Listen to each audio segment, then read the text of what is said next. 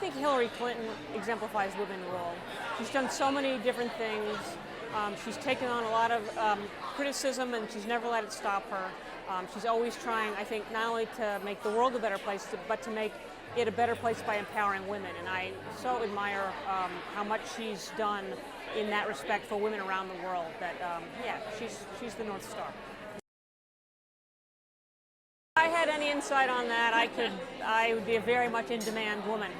Look, I think it's up to Hillary Clinton. She's certainly an incredibly qualified and well-prepared and well-positioned candidate if she chooses to do that.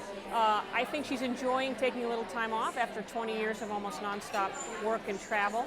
And I think she's enjoying catching her breath and letting people speculate about what she will or won't do. I personally hope that she runs, but it's up to her. And I think she is taking her time, and I applaud that. Certainly the press corps has changed a lot since I got to Washington 20 years ago. When I was the White House press secretary, I would look out into the briefing room, and it was a mostly white male group of folks. I think there are increasingly more women and people of color, both men and women. I think that's important. That said, I think it's much harder for a woman to run for president than it is for a man. Hillary Clinton learned that in 2008. Not that she didn't already know that and expect it going in, but I think we saw that play out. I think there was things said about her as a woman you would never say about a man. Expectations for her that were very different than for male candidates.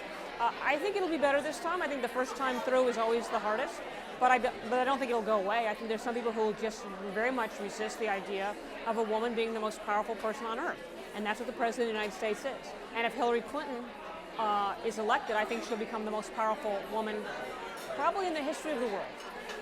And there will be some resistance to that. There will be mighty resistance to that in some quarters. So, but look, I think she's up to it. I think she gets it. She's lived it.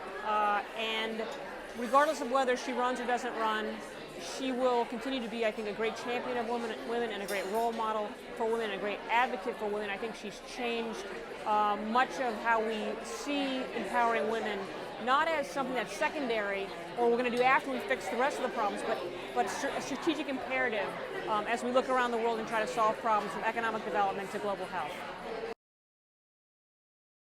I think that there are different sets of expectations for women than there are for men. I think women's accomplishments are judged more harshly. You can put a woman's name on a resume and a man's name on exactly the same resume, and a man will be judged as more capable.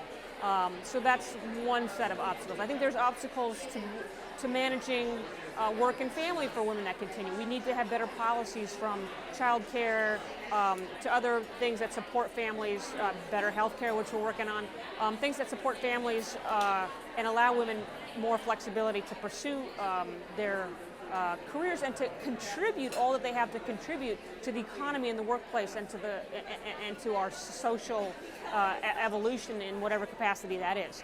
I also think there's ways we hold ourselves back.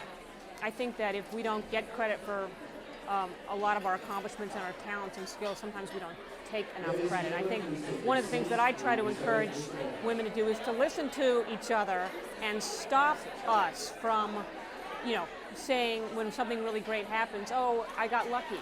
No, you didn't. You worked really hard. You're really talented. You're really skilled. You led a team of people that accomplished a really great thing. Own it.